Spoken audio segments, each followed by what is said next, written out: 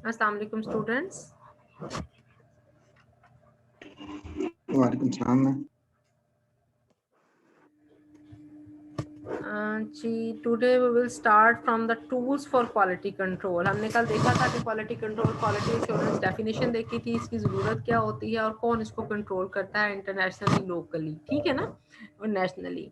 तो क्वालिटी के लिए हमने देखा था कि इंटरनेशनली ISO का दायरा है बना हुआ, नॉन गवर्नमेंट ऑर्गेनाइजेशन है, नेशनली वो कोई सा भी हमारा जिस तरह मिनिस्ट्री हो सकती है, वो कोई से भी जिस तरह ये आपका NCOC आजकल बना हुआ है, तो डिज़ास्टर सेंटर बना हुआ है, कोई भी उसको जो है वो कंट्रोल नेशनल लेवल पे कंट्रोल कर सकता है। और इसके अलावा हम सर्टिफिकेशन के लेवल पर आपकी जो है वो एक्सपर्टीज़, उनकी बेस पर हम उसको सर्टिफाइड भी कर सकते हैं।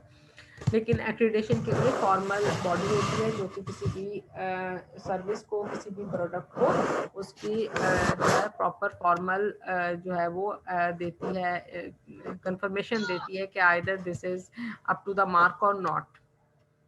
तो आप क्वालिटी कंट्रोल और एश्योरेंस के लिए, दोनों के लिए डिफरेंट हमारे पास टूल्स मौजूद हैं कि हमने किस तरह से कंट्रोल करना है। कंट्रोल किसी भी प्रोसेस को, किसी भी सर्विस को कंट्रोल करने के लिए बेसिकली 7 टूल्स हम यूज़ कर सकते हैं।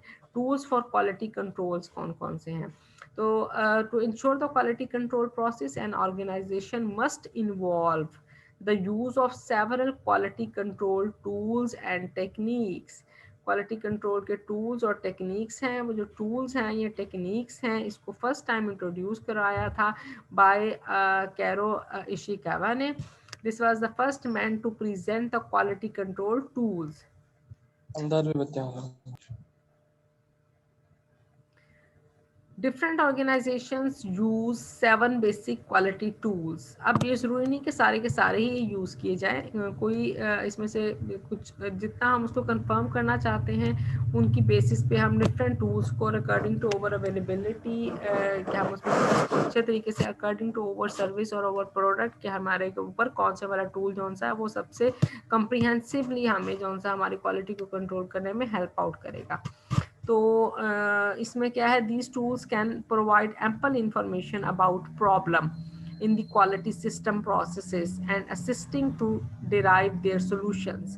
कि हमारा जो क्वालिटी सिस्टम है उसको उसके बारे में हमें उसको जज करने के लिए हम ये जो टूल्स हैं वो हमें इन्फॉर्म करेंगे और फिर हमें असिस्ट करेंगे कि हम इन प्रॉब्लम्स का सोल्यूशन कौन सा है वो उसको फाइंड आउट कर सकें।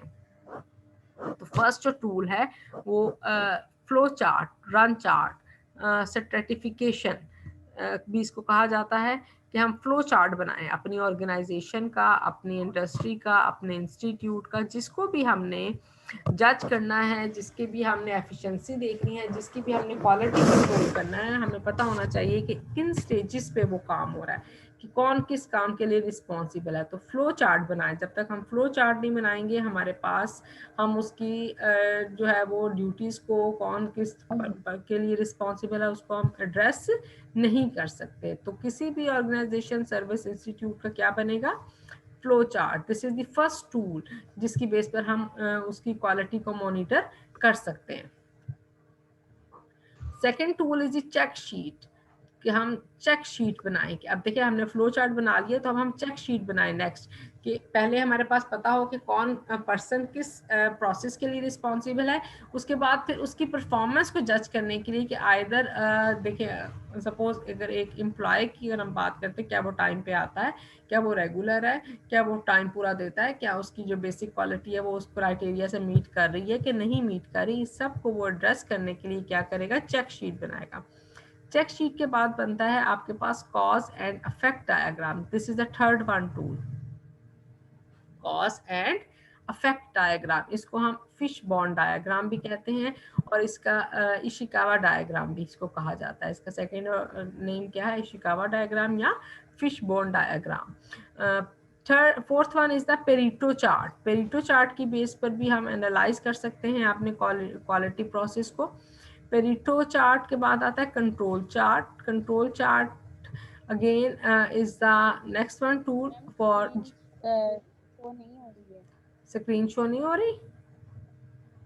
मैम हो रही है स्क्रीन शो। चलें ठीक है जी। देखिए भी मुझे आपके नहीं हो रही। बेटा आपका कहीं फिर कोई इशू होगा ना आप, अदरवाइज ये मेरे पास तो सिस्टम ठीक है और बाकी सब स्टूडेंट्स को भी हो रही है। Next one is the histogram. आप इसको फिर मैं यूट्यूब पे जब डालूंगी आप वहां से दोबारा चेक कर लीजिएगा, ठीक है। Histogram and the scatter diagram. तो these are the 7 tools on the basis, जिसकी बेस पर हम क्या कर सकते हैं, अपने किसी भी क्वालिटी प्रोसेस को मॉनिटर कर सकते हैं और मॉनिटर करके हम जो है वो उसको बेहतर कर सकते हैं अपनी क्वालिटी को, और उसको अपने SOPs को फॉलो ऑन कर सकते हैं ना। अब हम इनको देखेंगे वन बाय वन के what is the flow chart क्या है।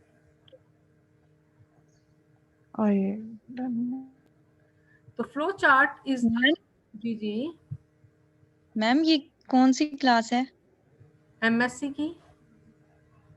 फर्स्ट? हाँ जी, नहीं दिस इज द MSc 648 है ये हमारे पास ना। मैम हम MSc फर्स्ट सेमेस्टर के भी एंटर हो गए हैं इसमें। मॉर्निंग के। नहीं आपकी नहीं, MSc थर्ड की है। मॉर्निंग के बच्चों को मैं भी वो भेजूंगी, लिंक भेजूंगी, आप वहां पे चले जाना। मैं यही देख रही हूँ कि आज तो बच्चे बड़े ज्यादा एक्टिव आ रहे हैं, कल तो बच्चे थोड़े से थे। Okay ma'am, okay. तो हमने बहुत पहले पढ़ा है। अच्छा नहीं नहीं, ये आपका जौन सा ना, ये थोड़ा सा इनका डिटेल के साथ है ज्यादा, ठीक है। इनका ओके पूरा मैम। कोर्स इस पर है। ठीक है मैम मैम, हम हम लीव कर देते हैं, चलिए लीव ठीक कर है, देते हैं हम। ठीक है ठीक है जी, ठीक है चलें। अच्छा, तो ये हमारे पास 7 टूल्स हैं जिसकी बेस पर हमने क्या करना है, हमने ये देखना है कि ये किस तरह से हमारे प्रोसेस को, हमारे सिस्टम को कंट्रोल करेंगे। तो this is the flow chart. क्या है basically flow chart is a visual representation of the process used to analyze the sequence of events। जो सीक्वेंस ऑफ इवेंट्स को एनालाइज करने के लिए हम एक क्या बनाएंगे, एक चार्ट बनाएंगे विच आर यूज। देखिए आपका कोई भी प्रोसेस होता है ना, हम कहते हैं अगर हम उसके कुछ हेडिंग्स दे दें या उसका एक स्कीम बना लें तो वो हमारे लिए ज़्यादा इजी हो जाता है। तो यही हाल यहाँ पर है कि आपका जो भी ऑर्गेनाइजेशन है, अगर आप उसको उसकी जो है वो प्रोसेस को एक चार्ट के फॉर्म में लिख लेंगे, एक सीरीज की फॉर्म में लिख लेंगे, तो उसके नतीजे में क्या होगा कि आप उसको प्रोसेस को, उस सिस्टम को ज़्यादा अच्छे से अंडरस्टैंड कर सकेंगे। और ये अंडरस्टैंड करके आप जो उनका आपस में जो रिलेशनशिप है, जो आइदर वो कितने एक प्रोसेस दूसरे प्रोसेस के बगैर आगे चल नहीं सकता ना, तो जब तक उसकी डिपेंडेंसी को आप उसको एड्रेस नहीं करेंगे तब तक आप उस क्वालिटी को मेंटेन नहीं कर सकते। द फॉलोइंग की steps must be followed by for customers complaints in an organization। और वो कहता है कि यही वाले जो की स्टेप्स हैं वो फॉलो किए जाते हैं कस्टमर की कंप्लेंट्स को एड्रेस करने के लिए किसी भी ऑर्गेनाइजेशन में। अब फ्लो चार्ट ये जो है ये बना हुआ है जी हमारे पास, किसका फ्लो चार्ट है, organizational structure flow sheet diagram. कि सबसे पहले जो आपका किसी भी ऑर्गेनाइजेशन का एक जर्नल सा बना हुआ है, क्वालिटी एश्योरेंस एंड क्लोज पे ये ख़त्म हो रहा है। पहले आपने रिसीव करना है, क्लासीफाई करना है। कोई भी जो इंडस्ट्री है उसमें आपके पास उसका रॉ मटेरियल कहाँ से आ रहा है, उसके बाद उसको इन्वेस्टिगेट करना है क्या वो सही उसकी क्वालिटी है, उसके बाद रिजॉल्व करेंगे और कंफर्म करेंगे हाँ जी वो ठीक है। उसके बाद फिर हम कस्टमर को रिस्पॉन्ड करेंगे कि ये जौन सा, देखिए यहाँ पे जो ये इन्होंने बताया, ये फ्लो चार्ट बनाया उन्होंने कि जो आपके कंप्लेंट आया है कि हमने जो भी कंप्लेंट किया उसे इन्वेस्टिगेट किया करेंगे, उसको रिजॉल्व करेंगे और कंफर्म करेंगे कि आइदर वाकई ही ऐसा इशू चल रहा है, और फिर हम कस्टमर को रिस्पॉन्ड करेंगे। फिर देखेंगे क्या अब जो पहले हमारे पास कंप्लेंट आई थी उसका फॉलो अप हो रहा है या नहीं, और फिर वो क्वालिटी एश्योरेंस पे जाकर वो उसको आंसर देकर उसको क्लोज कर देंगे। तो इसके बाद ये एक फ्लो चार्ट है, वो उसने बताया कि हम जो है क्वालिटी को मॉनिटर करने के लिए इस तरह का फ्लो चार्ट एक फॉलो करते हैं। हर ऑर्गेनाइजेशन में ये सिस्टम चल रहा होता है। अच्छा, अब यहाँ पे फ्लो चार्ट जो भी हमने बनाया है ये उसने ये एक फ्लो चार्ट है, ये भी एक किसका है, एक यूनिवर्सिटी का फ्लो चार्ट जो है ये बनाया है कि ये देखेंगे कहाँ से शुरू होता है। ये वाइस चांसलर, यूनिवर्सिटी का हेड कौन है, वाइस चांसलर। वाइस चांसलर के अंडर जौन से हैं वो आपके पास बेसिकली हमारे पास प्रिंसिपल ऑफिसर होता है, जहाँ पर हम इसको प्रिंसिपल ऑफिसर को क्या कहते हैं, जिसको आप रजिस्ट्रार भी कह सकते हो, या अगर आप इसको सिंपल रजिस्ट्रार, दो तरह के होते हैं, एक एकेडमिक का होता है और एक मैनेजमेंट का होता है। एक एकेडमिक का रजिस्ट्रार होता है और एक मैनेजमेंट का रजिस्ट्रार होता है। यहाँ पे एक ही इन्होंने डिस्कस किया है, थोड़ा सा इसको सिंपल किया हुआ है कि यहाँ पे, या इसको डीन आप कह सकते हो। डीन के अंदर कौन सा है, वो आपके पास ऑफिसर इंचार्ज टेक्निकल मैनेजर, इसका ये हाईटेक लैब का मुझे लग रहा है, इसका मुझे ना आ नहीं रही, इसकी कैप्शन नहीं आ रही कि ये किसका बनाया हुआ इन्होंने। ये आगे नीचे इंस्ट्रूमेंट लिखे हुए हैं, तो दिस इज द बेसिकली जो है ऑर्गेनाइजेशनल स्ट्रक्चर है फॉर द हाईटेक लैब है। ठीक है, वाइस चांसलर है, उसके बाद डायरेक्टर ऑफ हाईटेक लैब है। ठीक है, डायरेक्टर ऑफ हाईटेक लैब के अंदर कौन है, ऑफिसर्स इंचार्ज या टेक्निकल मैनेजर के, उसके अंदर एक मैनेजर मौजूद है। पहले इंचार्ज डायरेक्टर है, डायरेक्टर के अंडर एक डिप्टी डायरेक्टर होता है। ठीक है ना, ऑफिसर के बाद ऑफिसर इंचार्ज आता है, उसके बाद फिर क्वालिटी का मैनेजर है। अब क्वालिटी का मैनेजर कौन सा है, वो क्रोमेटोग्राफी और स्पेक्ट्रोमीट्री पे भी काम कर रहा है, फिर वो इलेक्ट्रॉन माइक्रोस्कोपी भी उसके पास है।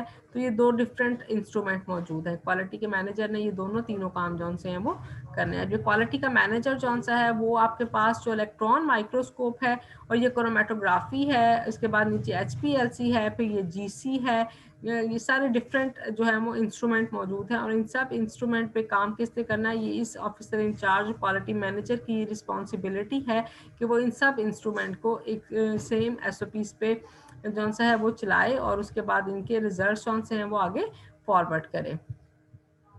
तो ये उसके इलेक्ट्रॉन माइक्रोस्कोपी XRD है, इसके लिए एक रिसर्च है, एक रिसर्चर इन दोनों को एलोकेट किया गया है। इसी तरह से इन तीनों इंस्ट्रूमेंट को लेकर आपके पास एक रिसर्चर होगा। और फिर यहाँ पे इंस्ट्रूमेंट रिपेयर सेल भी बना हुआ है, जहाँ पे इलेक्ट्रॉनिक ऑफिसर है और एक इंस्टॉल करने के लिए टेक्नीशियन मौजूद है। तो this is the flow chart for the high tech lab. लेकिन अगर आप इसी की एग्जांपल लेते हो किसी यूनिवर्सिटी की, तो वाइस चांसलर है, वाइस चांसलर के अंडर जौन सा है वो एक एकेडमिक का जो है वो पूरे लोग मौजूद हैं, और दूसरा जौन सा है वो मैनेजमेंट के लोग मौजूद हैं। अब एकेडमिक को अगर हम सिर्फ डिस्कस करते हैं, तो एकेडमिक के अंदर आपके पास कितने, आप यूनिवर्सिटी की एग्जांपल लें तो कितनी फैकल्टी ऑफ साइंस है, फैकल्टी ऑफ इंजीनियरिंग है, फैकल्टी ऑफ सोशल साइंस है। तो हमारे पास फैकल्टी ऑफ लाइफ साइंसेस है, तो 4 फैकल्टीज मौजूद है, 4 डीन्स मौजूद है। ये चारों डीन्स के अंडर जौन से हैं वो हर डीन के अंडर जो है वो ऑलमोस्ट 10 to 15 डिपार्टमेंट्स काम कर रहे हैं, और हर डिपार्टमेंट के अंदर एक चेयरमैन है, और चेयरमैन के अंडर फिर आगे नीचे 20 से 30 जौन से हैं वो फैकल्टी मेंबर्स मौजूद हैं। और हर फैकल्टी मेंबर के अंडर जौन से हैं देन आपके स्टेक होल्डर्स यानी कि जो स्टूडेंट्स मौजूद हैं, ठीक है ना, जिनकी तादाद तकरीबन 70+ है। तो this is the flow chart for the university. अगर आप इसकी एग्जांपल किसी रफान मिल की लेते हो, किसी टेक्सटाइल मिल की लेते हो, तो क्या होगा कि सबसे पहले चीफ एग्जीक्यूटिव ऑफिसर होता है। चीफ एग्जीक्यूटिव ऑफिसर के नीचे जौन सा है वो उसके मैनेजर्स होते हैं, मैनेजर्स के नीचे प्रोडक्शन मैनेजर्स होते हैं, कुछ आपके ट्रेजर का ऑफिस होता है, ट्रेजर ऑफिस के साथ उसके रिक्रूटमेंट का सेल होता है, क्वालिटी कंट्रोल क्वालिटी इंश्योरेंस के सेल होते हैं। तो डिफरेंट सेल्स में हर पर्सन जौन सा है वो अपना एक रोल प्ले कर रहा होता है, ठीक है। और उसके नीचे फिर उसके जो है जितने भी लेबर्स और ऑफिसर्स हैं वो काम कर रहे होते हैं। तो किसी भी ऑर्गेनाइजेशन का फ्लो चार्ट देखिए, पहले आप काम शुरू करते हैं ना, तो आपके नंबर ऑफ जो एम्प्लॉयज हैं वो थोड़े होते हैं। तो with the passage of time क्या काम जब शुरू किया तो वो 10 लोगों ने शुरू किया या 4 लोगों ने शुरू किया है। जैसे जैसे काम ज़्यादा होता है, आपकी जो लेबर है, जो आपके ऑफिसर्स हैं, वो भी उनकी तादाद भी ज़्यादा होनी शुरू हो जाती है। फिर हर पर्सन जो है वो स्पेशलाइजेशन की तरफ हम जाना शुरू कर देते हैं। देखें जैसे यूनिवर्सिटी बनी थी फर्स्ट टाइम, तो यहाँ पर क्या था, यहाँ पे सिर्फ जो है वो faculty of science and faculty of social science थी। अब इस वक्त 4 फैकल्टीज या 5 फैकल्टीज काम कर रही हैं। पहले जौन से हैं वो यहाँ पे 10 या 15 जो है वो सब्जेक्ट्स में मास्टर्स और MPhil होता था, और PhD होती थी 4-5 डिपार्टमेंट्स में। और इस वक्त मोर देन 30 जो डिसिप्लिन्स हैं उसमें PhD भी हो रही है, MPhil भी हो रहा है। तो नंबर और उसमें स्पेशलाइजेशन जो है वो उसमें नंबर ऑफ फैकल्टी मेंबर्स चूँकि ज़्यादा हो गए तो नंबर ऑफ स्टूडेंट्स भी ज़्यादा हो गए और जो नंबर ऑफ स्पेशलाइजेशन है वो भी ज़्यादा होंगी। तो ऑर्गेनाइजेशन का फ्लो चार्ट जितना बड़ा होगा वो उतनी ही जो है वो फ्लरिश्ड ऑर्गेनाइजेशन कंसिडर होगी और उसमें हर बंदे का अपना एक स्पेसिफिक रोल होगा और स्पेसिफिक रोल जब उस पर उसका अपना वो परफॉर्म करेगा वो उसकी टास्किंग नहीं होगी, वहाँ पे जितनी मल्टीटास्किंग काम होगी वो उतना ही ज़्यादा क्या करेगा, वो जो ऑफिसर है वो जो लेबर है वो अपना ज़्यादा बेहतर तरीके से परफॉर्म कर सकेगा। ठीक है, तो ये क्या है, फ्लो चार्ट था। फ्लो चार्ट की बेस बनाएंगे हम, फ्लो चार्ट बनाकर हमें पता चलेगा कि इसमें कितनी स्पेशलाइजेशन मौजूद है या ये ऑर्गेनाइजेशन जो सी है ये कितनी स्मूथली वर्कआउट कर सकती है। अगर आपको वही काम 2 लोगों ने करना है, मैंने कल भी जिस तरह डिस्कस किया था, तो आप क्या है कि उसी ने परचेज करनी है, उसी ने रॉ माल परचेज करना है, उसी ने प्रोसेसिंग करनी है, उसी ने मार्केटिंग करनी है, तो इसका मतलब है this is the small business. ठीक है, तो हमारे पास 2 तरह के बिजनेस होते हैं ना, एक को हम SMEs भी कहते हैं, स्मॉल एंड मीडियम एंटरप्राइजेस, कि जिसने अभी कारोबार शुरू किया और उसके बाद जैसे फिर बिजनेस टाइकॉन बनता जाता है तो वो आपके पास नंबर ऑफ जो है वो एम्प्लॉयज़ और उसके जो उनसे आउटलेट्स हैं वो तादाद ज़्यादा होनी शुरू हो जाती है। पहले वो सिर्फ लोकली अपना सामान दे रहा होता है, उसके बाद फिर लोकल से वो नेशनल लेवल पे, नेशनल लेवल से वो इंटरनेशनल लेवल पे बिजनेस जैसे फ्लरिश करता है तो वो उसकी एक्सपोर्ट भी और इम्पोर्ट भी शुरू हो जाती है। ठीक है जी, गॉट इट? क्लियर है यहाँ तक सबको कि फ्लो चार्ट Yes, क्या ma'am. है? ठीक है जी। फ्लो चार्ट के बाद नेक्स्ट आता है चेक शीट कि अब जो हमारे पास अभी हमने जो देखा है आपका जो हाई टेक का हमने फ्लो चार्ट बनाया था, तो अब उसकी चेक शीट अगर हमने करनी है, अब हमें ये पता है कि उसमें कितने इंस्ट्रूमेंट है। वहाँ पे HPLC भी थी, यूवी विजिबल स्पेक्ट्रोफोटोमीटर भी है, मफल फर्नेस भी है, लाइट माइक्रोस्कोप भी है, एटॉमिक एब्जॉर्प्शन स्पेक्ट्रोफोटोमीटर भी है, pH मीटर भी है। pH मीटर के बाद यहाँ पर स्क्रीन आ रही है आपके पास? Yes, ma'am. Yes ma'am. Okay, मेरी तरफ से खराब हो गई है। हाँ जी, तो ये डिफरेंट उसके पास इंस्ट्रूमेंट्स मौजूद है। कहाँ मौजूद है? वही जो भी हमने हाईटेक का देखा था, हाईटेक के अब हमने उसकी चेक शीट तैयार करनी। नेक्स्ट टूल क्या था कि अब वो कैसा परफॉर्म कर रही है, उसके हमने परफॉर्मेंस के लिए हमने सबसे पहला टूल यूज़ किया कि हमने उसके जो देख लिए कि उसमें कितने जो हैं वो पार्टिसिपेंट्स या कितने स्टेक होल्डर्स हैं और कितने लोग जो हैं वो रिस्पॉन्सिबल हैं उस एक हाईटेक लैब को चलाने के लिए। अब फर्दर हमने देखना है कि आइदर वो हाईटेक लैब जौन सी है वो जिस मकसद के लिए, किस लिए मकसद के लिए बनाई जाती है हाईटेक लैब? किसी भी यूनिवर्सिटी में हाईटेक लैब जो है, हाई टेक्निकल लैब जो है वो हाईली सोफिस्टिकेटेड मॉडर्न इंस्ट्रूमेंट बनाए जाते हैं ताकि जो एनालिसिस करने हैं आपकी साइंस जौन सी है वो इंस्ट्रूमेंट के बगैर नहीं चल सकती। तो जितने भी आप जो भी आप साइंस करते हैं, आप जो भी प्रोजेक्ट लेते हैं उसमें जो आपको एनालिसिस रिक्वायर्ड है वो इंडिविजुअल पर्सन नहीं खरीद सकता। उसके लिए हमें क्या करना होता है, यूनिवर्सिटी रिस्पॉन्सिबल होती है हाईटेक लैब बनाने के लिए, ताकि हर अपने जो साइंटिस्ट हैं, अपने जो रिसर्चर्स हैं उनको फैसिलिटेट कर सके। उसमें डिफरेंट इंस्ट्रूमेंट्स हैं, तो अब जो इंस्ट्रूमेंट मौजूद है वो वाकई चाहिए थे या नहीं चाहिए थे? क्या किसी भी इदारे को चलाने के लिए आपको पैसे भी चाहिए होते हैं। अब अगर सिर्फ एक दफ़ा हम पैसे लगा देंगे तो अगली दफ़ा उसको रन करने के लिए तो हमें चाहिए कि कंटिन्यूसली इनकम होती रहे। इनकम होने के लिए SOPs बनाए जाएंगे कि कौन सा इंस्ट्रूमेंट की उसकी कितनी वर्थ है, वो कितना यूज हो रहा है, वो कितने का आया था, उसकी कितनी उम्र है और कितने सैंपल्स उस पर यूज हो रहे हैं। तो उसके जितने नंबर ऑफ सैंपल्स यूज वहां पर आके जितना ज्यादा वो यूज होगा उसकी इतनी ही इनकम होगी और वो उसका मकसद पूरा होगा उस इदारे को बनाने का, उस इंस्ट्रूमेंट उस इंस्टीट्यूट को बनाने का या उस लैब को बनाने का। तो अब हमने उसकी चेक शीट बनानी है कि HPLC पे 2012 से 2013 का ये उसने चेक शीट बनाई है कि कितने सैंपल्स आए, 743 सैंपल्स आए और कितनी इनकम हुई, 28 जो है वो $1,05,100।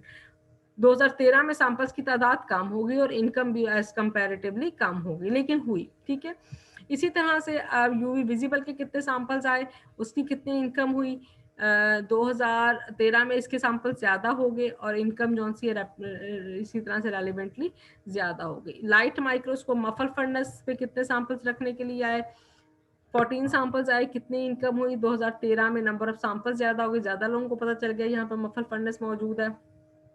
यहाँ पे क्यों इतनी तादाद कम थी, तो हम डिफरेंट इसको स्टडी कर सकते हैं ना। मफल फंड क्या लोगों को पता नहीं था, या नहीं आई थी, या end of the year I थी, या ये कि वो कुछ 6 महीने खराब रही जिसकी वजह से जो है नंबर ऑफ सैंपल्स कम थे। तो हम हर चीज को इशू को एड्रेस करेंगे। बेसिकली क्या है, क्वालिटी एश्योरेंस ने कहना है कि हाईटेक लैब की वर्थ 2012 में कितनी थी, 13 में कितनी है, 13 में कितना यूज किया लोगों ने उसको, और 12 में कितना यूज किया। इसी तरह से एटॉमिक एब्जॉर्प्शन स्पेक्ट्रोफोटोमीटर के 5300 सैंपल्स थे, जबकि यहाँ पे इसका कोई सैंपल नहीं था। इसका मतलब है यहाँ ये थी नहीं, या पूरा साल खराब पड़ी रही, यहाँ कोई इसका टेक्नीशियन मौजूद नहीं था। तो हमें उसके ईच एंड एवरी सेगमेंट को चेक करना है, और उसके हर इंस्ट्रूमेंट टू इंस्ट्रूमेंट हम देखेंगे कि क्यों, ये क्या रीजन है। तो इसी तरह से पीएच मीटर भी जो यहाँ पे 2012 में इसका बिल्कुल यूज नहीं हुआ, आइदर वो खराब था, या वो इंस्टॉल नहीं किया गया था, या उसका टेक्नीशियन मौजूद नहीं था, या लोगों को बताया ही नहीं गया था कि ये इंस्ट्रूमेंट मौजूद है। 46 सैंपल हुए 2013 में, इतनी इनकम मौजूद, जीसी के ये सैंपल्स हैं।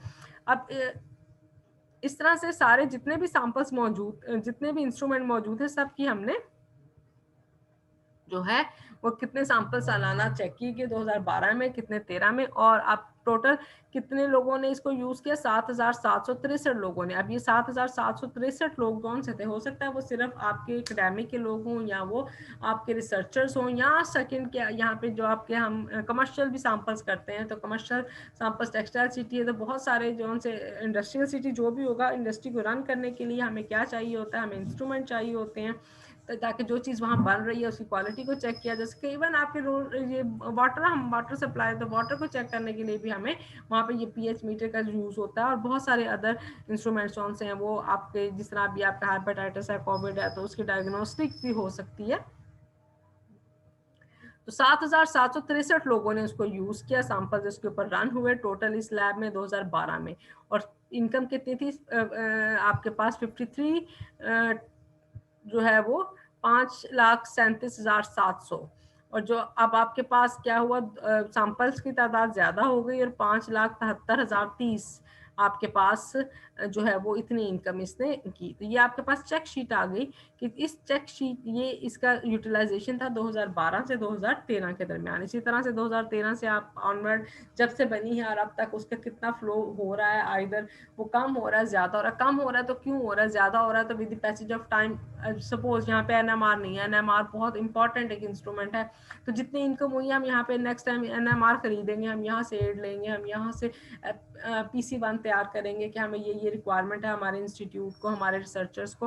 तो इस तरह से हम चीज़ों की बेहतरी की तरफ जाते हैं, उनकी क्वालिटी को इन्हांस कर रहे होते हैं। Got it? ये क्वालिटी चेक, जो क्वालिटी कंट्रोल है, वो किस तरह से, पहले फ्लो चार्ट पे हम गए, फ्लो चार्ट बनाने के बाद हमने देखा कि चेक शीट पे वो कैसे काम कर रही है। यहाँ तक क्लियर हो गया स्टूडेंट्स? Yes ma'am. अच्छा जी, एक सेकंड उसने बताया है, ये भी चेक शीट ही है, और ये है एग्जांपल ऑफ चेक शीट की। अनदर एग्जांपल है कि human resource questions. Human resource क्या है कि हेल्थ इंश्योरेंस जो है, डिसेबिलिटी इंश्योरेंस कितने लोगों ने करवाई है, सिक टाइम कितने लोग थे, paid time of, tuition reimbursement कितनी हुई, पेरोल एरर कितना था, और टोटल कितना। ह्यूमन रिसोर्स क्वेश्चंस थे, उसका ये चेक शीट है कि मंडे से ट्यूसडे, वेडनेसडे, थर्सडे, फ्राइडे को हेल्थ इंश्योरेंस जो है वो 1 2 3 4 5 6, ये 4 का उन्होंने बनाया कि 1 और ये 2, इसका मतलब है 1 एंड दिस 2, ये 3 जो से है, 4 5 6 लोगों ने हेल्थ इंश्योरेंस मंडे को कराई है, और 8 लोगों ने कराई। इसका इन्होंने बंडल्स बना दिए ना, जल्दी से हमें फिर इसे एक एक को करने के बजाय जल्दी से क्लियर हो जाएगा। तो ये क्या है आपके पास, ये 8 लोगों ने जो सी है वो हेल्थ इंश्योरेंस ट्यूसडे को कराई है, फिर 4 ने वेडनेसडे को कराई है, थर्सडे को 5 ने कराई है, और फ्राइडे को। ये आपके पास टोटल जो है वो पूरे एक वीक में 35 लोगों ने हेल्थ इंश्योरेंस पे जो है वो करवाया है। डिसेबिलिटी इंश्योरेंस कितने लोगों ने करवाई किसी इंश्योरेंस कंपनी की, ये चेक शीट है। तो डिसेबिलिटी के लिए ये पूरे 16, और ये जो आपके पास सिक टाइम 58 के कोई बीमार हो जाता है तो फिर उसके जौन सा है वो 58 अचानक से उसके इंश्योरेंस के लिए क्या 58 लोगों ने करी। तो यहाँ से आपको चेक शीट से पता चल जाएगा कि सबसे इम्पोर्टेंट कौन सा है, 58। ये किसने करवाई है, सिक टाइम की। आजकल चूंकि बीमारी ज्यादा हो रही है तो सिक टाइम इंश्योरेंस कौन सी, ये मोस्ट सक्सेसफुल इंश्योरेंस चल रही है। इसके बाद paid time of, paid time of का मतलब ये होगा कि आपके पास जितने रिटायरमेंट के बाद कितने लोग जो से हैं वो उसको यूज करना चाहते हैं, तो ये 47, उसके बाद फिर 35 हेल्थ इंश्योरेंस लोगों ने कराई, और फिर जो है वो सबसे कम जो सी है वो इंश्योरेंस जो है वो 9 है। पे रोल एरर, ये पे रोल एरर तो इसका डिफरेंट है ना कि आपके पास कितने जो है वो उसमें एरर जा रहा है, तो ये आपके पास इसको हम जस्ट कंसिडर करके हम इसको वीकली क्या चेक शीट है कि एक हफ्ते में एक इंश्योरेंस कंपनी में सबसे सक्सेसफुल इंश्योरेंस कौन सी गई, सबसे वीक कौन सी गई, 16 गई है ट्यूशन रीइंबर्समेंट में, और फिर जौन सा है आपके पास मंडे सबसे सक्सेसफुल डे जौन सा है वो मंडे ट्यूसडे का गया है कि ट्यूसडे में सबसे ज़्यादा काम हुआ है। तो इस तरह से हम किसी भी जो है वो इंस्टीट्यूट का वीकली एंड पहले वाला हमने एनुअली चेक किया है, और डेली का भी हम इसी तरह से उसका वो इफेक्ट देख सकते हैं। ठीक है जी,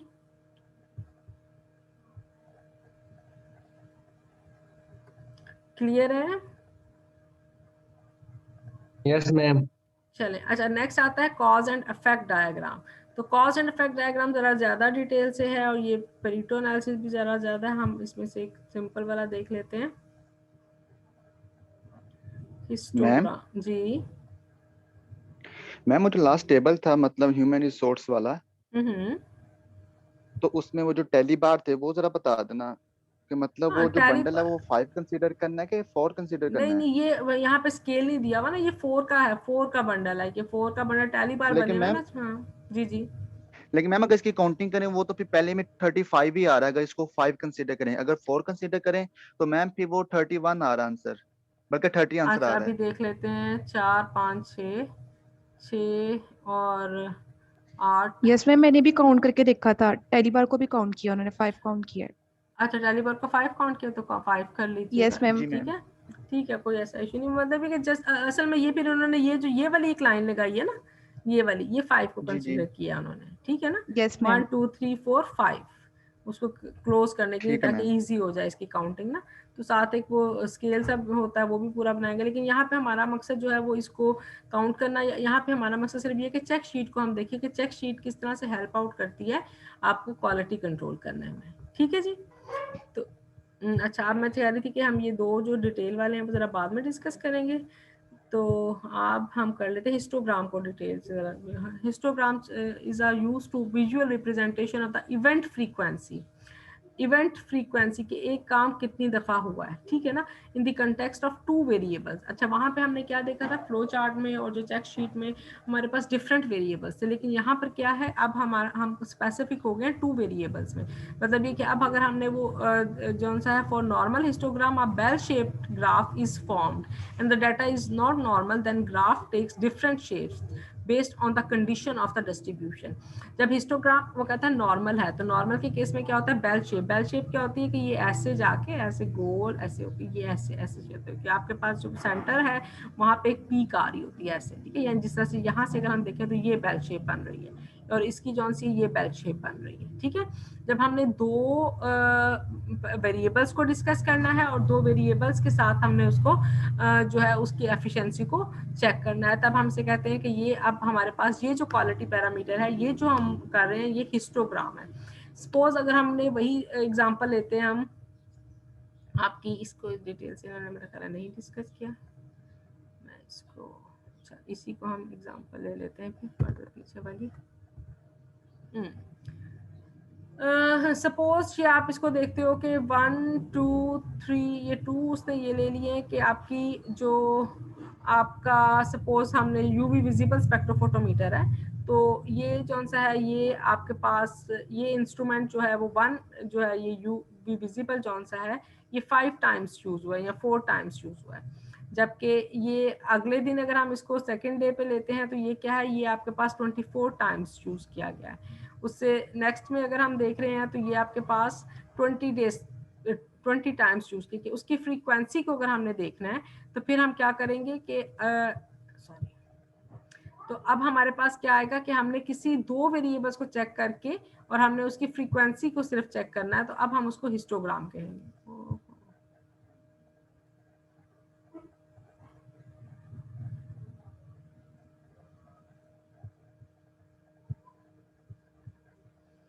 ठीक है जी। और इसी तरह से अब ये क्या होगा कि हिस्टोग्राम की अपनी फर्दर कंडीशंस भी कुछ होती हैं कि इसको बार ग्राफ में शो करते हैं, उनके दरमियान में स्पेस नहीं होनी चाहिए। तो this is the third type of जो है वो क्वालिटी टूल है, जिसकी बेस पर हम किसी भी प्रोसेस को या किसी भी उसको हम कंसिडर कर सकते हैं, उसको क्वालिटी को जज कर सकते हैं।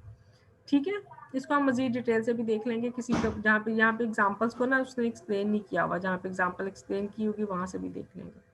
ठीक है, तो आज के लिए भी आप इतना ही। अब ये है, इसमें आपका होम असाइनमेंट ये होगी कि आपने फ्लो चार्ट बनाना है टेक्सटाइल इंडस्ट्री का।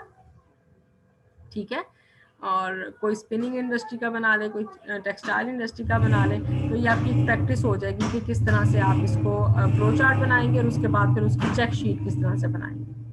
ठीक है, टेक्सटाइल, बल्कि सारे ही स्टूडेंट्स अपने तौर पे प्रैक्टिस के लिए होमवर्क के तौर पे ये है कि आप लोग फ्लो चार्ट बनाएं टेक्सटाइल इंडस्ट्री का और उसकी एक चेक शीट बनाएं।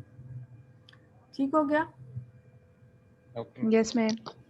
चलें ठीक है। अभी फिर अभी और किसी ने कुछ पूछना है? मैम आपने एक बुक का नेम बताया था, काइंडली रिपीट कर दें।